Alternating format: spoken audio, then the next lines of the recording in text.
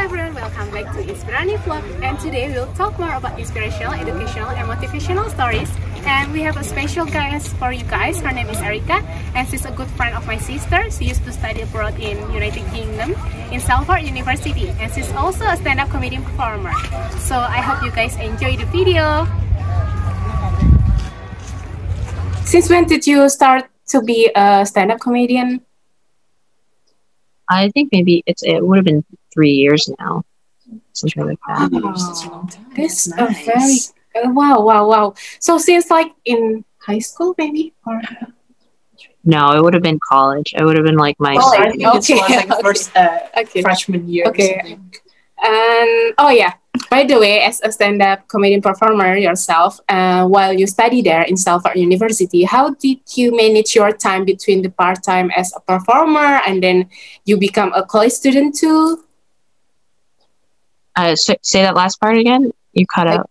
Besides you become a part-time stand-up comedian performer and a college student, how did you manage your time and how did you manage your study too?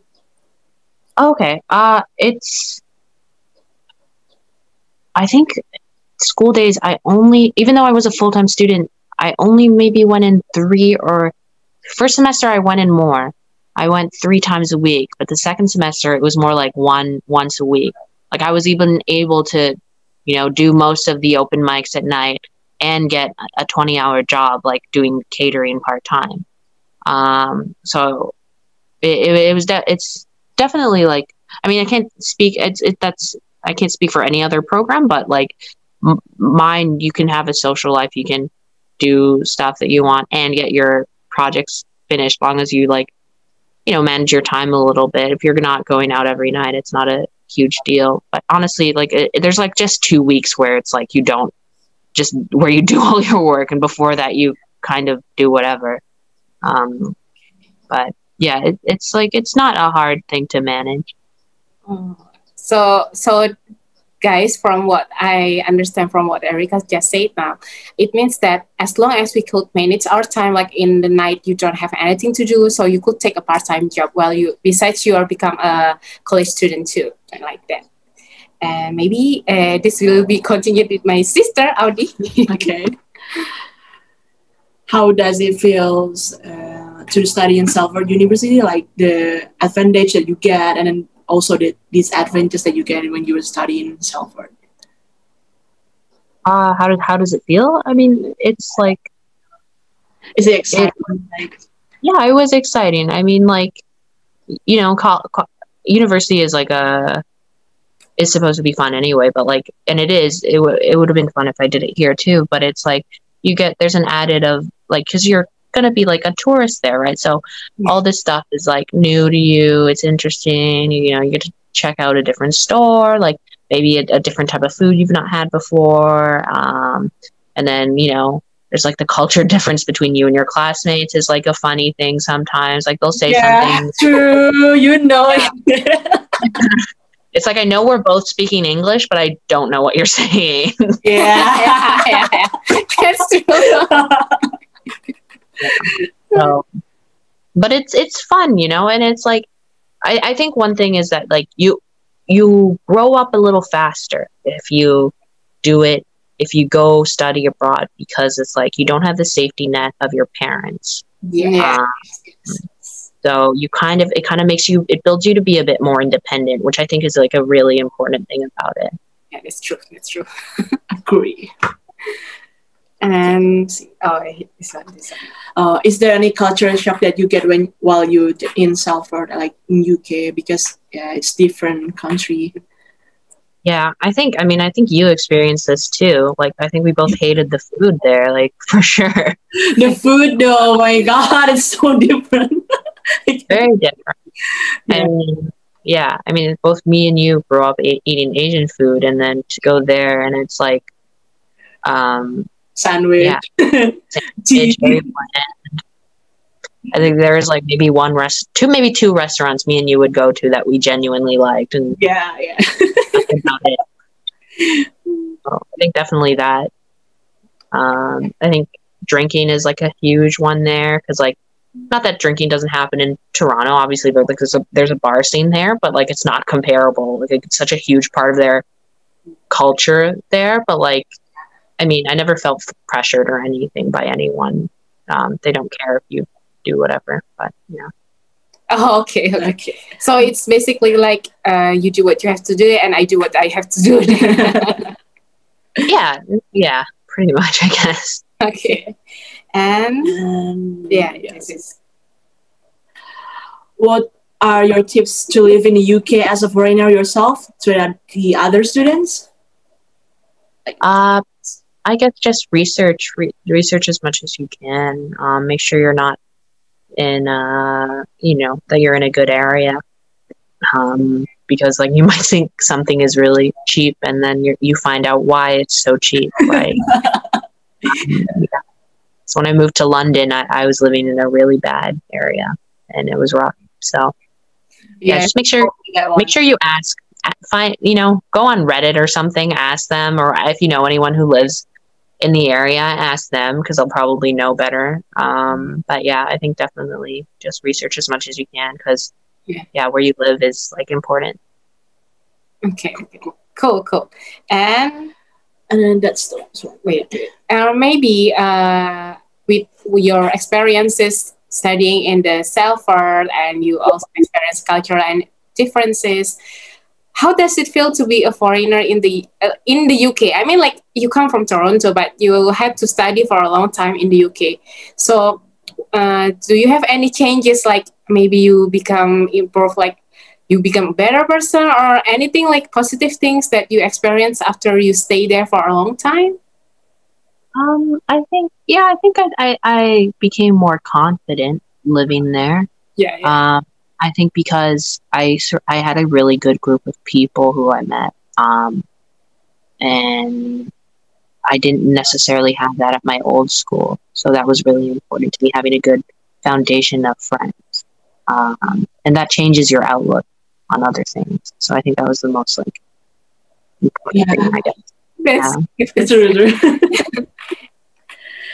Is there any message you want to relay to other Indonesian students who want to work and study abroad? I guess like if you can afford it, you should do it. Because like I think if you ask a lot of older people like what they regret doing, and they say it's like their number one regret is not traveling as much. And it's like you get to immerse yourself entirely, and it's like, pretty low stakes, and you get an education too. It's like you won't be lonely versus like if you just went there as an adult, because obviously you'll have all your classmates. So it's like pretty easy to make friends. Yeah. So if you're nervous about that, I don't think you should be. And plus, like most universities that have a study abroad program, they'll also have like resources for you to use.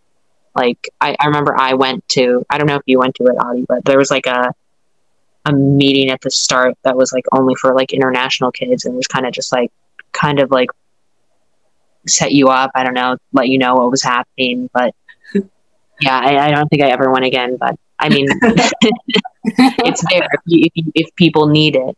But yeah, if you're interested, I'd just say go for it, because it's like, why not? If you can afford it, and it's what, six months or a year of your life, and you get to live somewhere else. It's a valuable experience.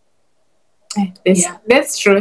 Even my sister said it too. Like when she goes back to Indonesia, she started like, I miss Manchester. Like she wants to go back right away after studying in Indonesia. Yeah, because like the thinking of Indonesian people, and also compared to like the British people or even like EU American, it's just really different, because Indonesian, they're always thinking about the style and everything. Like if you have to fit in a group, like you have to be, I don't know, like branded and stuff. But if you live when I was in study abroad in the UK, and everyone is so accepting, they're not judging like in here, which is like the best thing ever. Yeah, I miss that. I miss it a lot. Yeah. I mean, it's definitely, Manchester is like a very liberal city, so it's very nice that way. So I want to ask a question for me, like especially for me. I plan on studying abroad too, like doing for my doctor or anything, doctor degree. I don't know. I don't understand the Yeah. terms, but I feel like. What do you think about a person like me going to another country? Do you think that they will be accept me? They will be more. What is it like? Because you're wearing veil. or Yeah, something. because I'm wearing a veil. Because not for some of them it might be like strange or not useful for them to see it, something like. Mm-hmm. Well, I mean, there's a big Muslim community in the UK. Oh. But I will say, like, that doesn't mean to say that there aren't racist people there, right? Yeah, So, I never, I never saw that happen at the school. I think it would have been called out right away if someone was being prejudiced like that. Yeah. Oh. But not it does happen. Like stuff like that does happen, but I don't think that you would be worried for your safety walking down the street with a hijab. You know, I don't. Okay. Because I'm so nervous. Because most of the video, like making me feel like nervous because of it, something like that. No, there's definitely like one of my good friends there is Muslim. Though he's a man, so you can't identify that right away, right? Yeah. But like, yeah, no. There's like a comic I know. She's Muslim. She wears a hijab on stage. It's so cool. Yeah, I can send you guys her video. But I think yeah, I understand why you're worried, but I don't think you should let it. I don't think you should let that be like. Don't let other people's Islamophobia be the reason why you don't go study somewhere new. Yeah. And, you don't get that experience because of their prejudice. If you want to go, you should go. Yeah, it's true. Thank you so much, Erika, for your time. Thank you so much, Erika. I know that. Yeah, no worries. Also, like the photo. Okay. Before we end this interview, we have to close it down first. Thank you so much for having us, Erika. It was a very good, interesting talk. Yeah, no, thanks. Yeah, it's so much fun, and I hope you always stay healthy. Okay, guys, thank you for your attention and thank you for watching this video. I hope you guys feel motivated and want also for like most of you who want to become a stand-up comedian performer like Erika, don't be afraid. You have to be brave and always feel motivated, confidence, just like Erika. So see you guys next time. Bye bye. Hello everyone. I hope you guys enjoyed the video with Erika part 2 and her sharing experience about when she studied abroad in Salford University and her work as a stand-up comedian performer. And don't forget to click like, share, comment, and subscribe the video. And also follow the Instagram account PritaSM22 and Erika's account. And I will put it on the description box below. See you soon, guys. Bye bye.